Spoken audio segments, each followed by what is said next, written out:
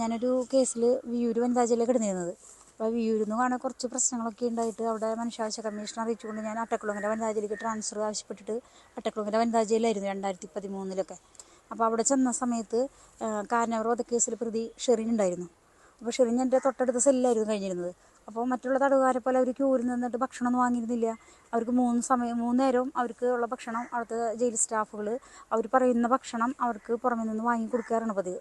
പിന്നെ അത് മാത്രമല്ല, അവർ സ്വന്തമായിട്ട് അവരുടെ കയ്യിൽ മൊബൈൽ ഫോൺ ഉണ്ടായിരുന്നു. പിന്നെ ജയിലിൽ മറ്റ് ശിക്ഷാപ്രതികൾക്കുള്ള ഡ്രസ്സൊന്നല്ല അവർ ധരിച്ചിരുന്നത്, വെള്ള ഡ്രസ്സ് തന്നെയാണ് ധരിച്ചിരുന്നത്. അവർക്ക് ആവശ്യമുള്ള ഡ്രസ്സുകൾ പുറമെ നിന്ന് തയ്പ്പിച്ച് കൊണ്ടുവന്നിട്ടാണ് അവർ അവിടെ ഉപയോഗിച്ചിരുന്നത്. പിന്നെ അതുകൂടാതെ ജയിലിൽ കോസ്മെറ്റിക് ഐറ്റംസുകൾ, പിന്നെ ഞങ്ങളവിടെ തടവുകാർക്ക് ഒരു പായ, ഒരു ജംകാളം, പിന്നെ ഒരു സ്റ്റീലിൻ്റെ മൊന്ത, ഗ്ലാസ്, ഒരു പ്ലേറ്റാണ് അവിടെ അനുവദിക്കുക.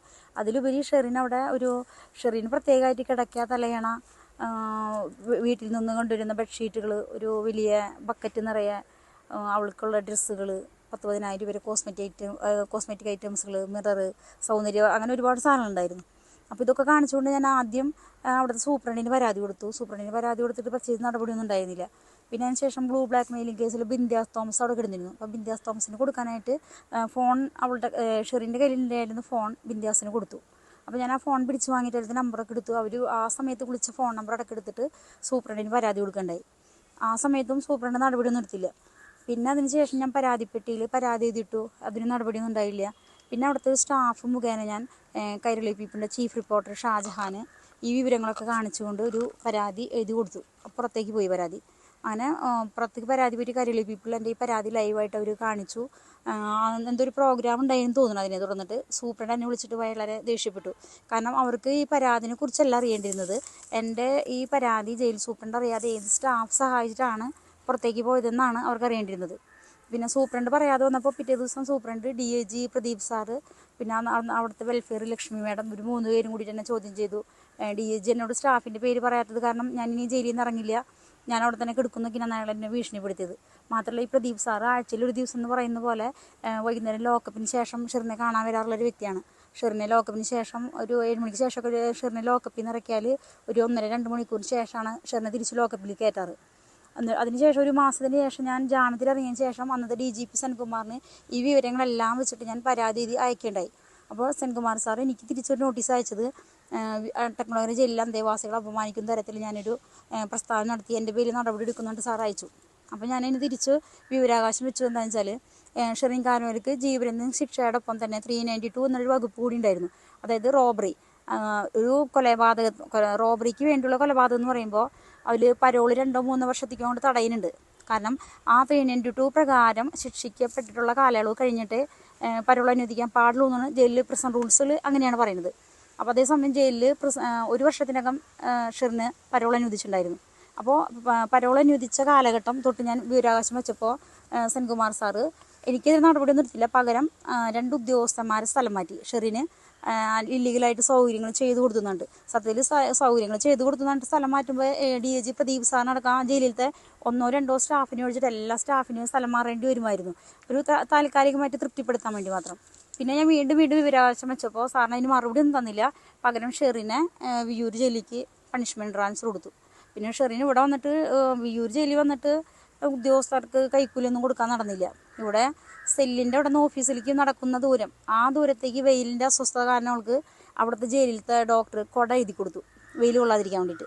എന്നിട്ട് വീണ്ടും പരാതിയൊക്കെ കൊടുത്തു ഞാൻ. എന്നിട്ട് പിന്നെ ഇവിടെ നിന്ന് മാറിയതിന് ശേഷം എനിക്ക് ഡീറ്റെയിൽസ് ഒന്നും അറിയില്ലായിരുന്നു. ഇപ്പോഴാണ് പത്രത്തിൽ വായിച്ചത് ഷെറിനെ 14 വർഷത്തെ കാലയളവായിട്ട് ജയിലിൽ കിടക്കുന്നത് കൊണ്ട് അഡ്വൈസറി ബോർഡിലത്തെ സരള മാഡം അവരെ വിട്ടയക്കാനുള്ള ഓർഡറുകൾ കൊടുത്തിരിക്കുന്നു. പിന്നെന്താ, ഗവർണർ ഒപ്പിന് വേണ്ടിയിട്ടുള്ളൊരു കാലതാമസമുള്ളൂ എന്നൊക്കെ. കാരണം അപ്പം വെച്ചാൽ 19-20 വർഷത്തിലേറെയായിട്ട് അവിടെ 5-6ഓളം സ്ത്രീ തടവുകാർ കിടക്കുന്നുണ്ട്. പിന്നെ റെമിഷൻ, ജയിലിൽ നിന്നുള്ള റെമിഷൻ പ്രകാരം ഇറങ്ങാന്ന് പറഞ്ഞാൽ ജയിലിൽ ഇത്തരം പെരുമാറ്റ ദൂഷ്യം ഉണ്ടാകാൻ പാടില്ല, കേസുകളൊന്നും ഉണ്ടാക്കാത്ത പ്രതികൾക്കാണ് ഇറങ്ങാനായിട്ടൊരു മുൻഗണന. അങ്ങനെ വരുമ്പോൾ ഈ 19 വർഷത്തിൽ കൂടുതലായിട്ട് ഒരു ബിനിതാകുമാരി എന്നിട്ടൊരു പ്രതി അവിടെ കിടക്കുന്നുണ്ട്. അവർക്ക് 2 കണ്ണിന് കാഴ്ച പൂർണ്ണമായിട്ട് നഷ്ടപ്പെട്ട അവസ്ഥയിലാണ് ആ സ്ത്രീ. അപ്പോൾ അവർക്കൊന്നും ജയിലിൽ നിന്ന് ഇറങ്ങാനായിട്ട് അവരൊന്നും അഡ്വൈസറി ബോർഡിൽ ഉൾപ്പെടുത്തിയിട്ടേ ഇല്ല. അപ്പോൾ മാനസാന്തരം വന്നൊന്നും ഇപ്പോൾ ഈ ജയിൽ ഉപദേശക സമിതി സരള പറയുന്നത്. എന്ത് മാനസാന്തരം വന്നതെന്ന് എനിക്കറിയില്ല. ഇപ്പം നല്ല നടപ്പെന്ന് പറയുമ്പോൾ ജയിലിൽ ഫോൺ ഉപയോഗിക്കുക, ജയിൽ ഉദ്യോഗസ്ഥരെ ഭീഷണിപ്പെടുത്തുക, സ്വന്തം വസ്ത്രം വരെ ജയിലിലത്തെ മറ്റു തടവുകാരെ കൊണ്ട് കഴിയിപ്പിക്കുക, സ്വന്തം പ്ലേറ്റ് കഴിക്കുക, ജയിൽ ഉദ്യോഗസ്ഥരെ കൊണ്ട് അവരുടെ പോക്കറ്റിൽ നിന്ന് പൈസ ഒളിപ്പിച്ചിട്ട് 3 നേരം പുറമെ നിന്നുള്ള ഭക്ഷണം കഴിക്കുക, ഇതൊക്കെയാണ് നല്ല നടപ്പെന്ന് വെച്ചാൽ വളരെ കുറച്ച് പേരാണ് അഡ്വൈസറി ബോർഡിൽ വെക്കാൻ പറ്റുള്ളൂ. അപ്പോൾ ഷെറിൻ ഇറങ്ങുന്നതുകൊണ്ട് എനിക്ക് പരാതിയൊന്നുമില്ല, ഷെറിൻ ഇറങ്ങിക്കോട്ടെ. പക്ഷേ ഷെറിൻ ഇറങ്ങുന്നതോടൊപ്പം ആ മറ്റേ 19-20 വർഷത്തോളമായിട്ട് കിടക്കുന്ന മറ്റ് ആ സ്ത്രീകളെയും കൂടി ഇറക്കണമെന്ന് മാത്രമേ എനിക്ക് പറയാനുള്ളൂ. എന്നെ ഇറക്കാൻ വേണ്ടി മാത്രം ഒരു സർക്കുലർ ഉണ്ടാക്കിയിരുന്നു, 5 പേരെ ഉൾപ്പെടുത്തിക്കൊണ്ട്. ലക്ഷ്മണിയും കൂടി ഇറങ്ങിപ്പോയി. അതേപോലെ പിന്നെ അതിന് ശേഷം ആ സർക്കുലർ പിന്നീട് ആരും ഇറങ്ങി കണ്ടിട്ടില്ല. അതേപോലെ ഇതിലിപ്പോൾ ഷെറിനെ മാത്രം ഇറക്കാനായിട്ട് ഒരു മന്ത്രിസഭാ യോഗം കൂടി. ഇതിൽ പാർട്ടീനൊന്നും ഞാൻ ഇടപെടുത്തില്ല, കാരണം പാർട്ടി അറിഞ്ഞിട്ടായിരിക്കില്ല ഇത്തരം തെണ്ടിത്തരമൊക്കെ നടക്കുന്നത്. പാർട്ടിയിലുള്ള വ്യക്തിപരമായ ചിലരുമായിട്ടുള്ള അടുപ്പ് മുഖേനയാണ് ഇത്തരം കാര്യങ്ങൾ ഉണ്ടായെന്ന് വിശ്വസിക്കുന്നത്. ഉദ്യോഗസ്ഥരെല്ലാവരുമായിട്ടില്ല, DIG പ്രദീപ് സാറായിട്ട് അവർക്ക് വഴിവിട്ടപ്പോൾ എന്തായാലും ഉണ്ടായിരുന്നു. കാരണം ഷെറിൻ തന്നെ എന്നോട് പറഞ്ഞിട്ടുള്ളതാണ്, ഈ മൊബൈൽ ഫോൺ ഇഷ്യൂവിൽ ഞാൻ പരാതി കൊടുത്തപ്പോൾ എന്നോട് പറഞ്ഞത്, സുനിത നീ എൻ്റെ പേരിൽ പരാതി ഇഷ്യൂ ആക്കരുത്, ഇതിന്ന് പിന്മാറണം, എന്നെ ജയിലിൽ നിന്ന് ഇറക്കാൻ സഹായിക്കാം, എനിക്ക് സാമ്പത്തിക സഹായം നൽകാം. കാരണം ഷെറിൻ പ്രദീപ് സാറായിട്ട് വളരെ അടുപ്പത്തിലാണ്, അവർ ശാരീരിക ബന്ധത്തിൽ വളരെ ഉണ്ടായിട്ടുണ്ട്. അതുകൊണ്ട് പ്രദീപ് സാറ് ഒരു പ്രശ്നം ഷെറിൻ ഉണ്ടാക്കില്ല, എന്നോട് പിന്തിരിയാനാണ് ഷെറിൻ അക്കാര്യത്തിൽ പറഞ്ഞിട്ടുള്ളത്. ഷെറിൻ എനിക്ക് എന്ത് ഹെൽപ്പും ചെയ്യാൻ പറഞ്ഞിട്ടുള്ളതാണ്. ഇപ്പോൾ എൻ്റെ കയ്യിൽ വ്യക്തമായ തെളിവുള്ളതാണ്, വിവരാവകാശം വെച്ചതിൻ്റെ വന്ന് ഞാൻ പരാതി 10 വർഷം മുമ്പ് കൊടുത്തതിൻ്റെ ഒക്കെ തെളിവുകൾ എൻ്റെ കയ്യിലുള്ളതാണ്. ഇപ്പോഴും എനിക്ക് ഈ പത്രക്കാരെ സമീപിക്കുന്നതിന് പകരം ഈ വിവരങ്ങൾ പുറത്തേക്ക് വിടുന്നതിന് പകരം എനിക്ക് അവരോട് പൈസ വെച്ചാൽ എനിക്ക് പൈസ കിട്ടും. പക്ഷേ എനിക്ക് അവരുടെ പൈസ വേണ്ട. കാരണം ഇപ്പോൾ ഷെറിന് രാഷ്ട്രീയ സ്വാധീനമുണ്ട്, പണമുണ്ട്, സൗന്ദര്യമുണ്ട്. ഇതൊന്നും ഇല്ലാതെ അവിടെ കിടക്കുന്ന തടവുകാരുണ്ട്. ഷെറിൻ്റെ മകന് ഷെറിൻ ഇറങ്ങിയിട്ട് വേണ്ട, ഷെറിൻ്റെ സംരക്ഷണത്തിൻ്റെ ആവശ്യമില്ല. കാരണം അവൻ്റെ അച്ഛൻ്റെ വീട്ടുകാരുടെ കൂടെ അമേരിക്കയിലാണ്.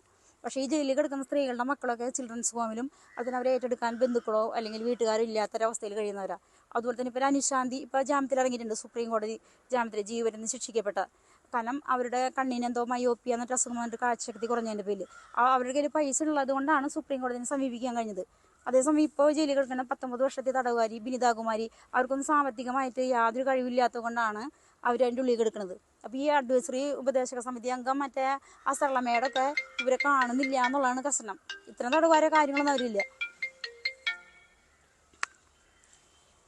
അപ്പോൾ എനിക്കിത്രേ പറയാനുള്ളൂ, ഷെറിൻ ഇറങ്ങുന്നതുകൊണ്ട് എനിക്ക് വിരോധമില്ല. പക്ഷേ ഷെറിനേക്കാൾ കൂടുതൽ കാലയളവ് ശിക്ഷിക്കപ്പെട്ട് 19-20 വർഷം തടവുകാരായിട്ട് അവരവർക്ക് എടുക്കുന്നുണ്ട്.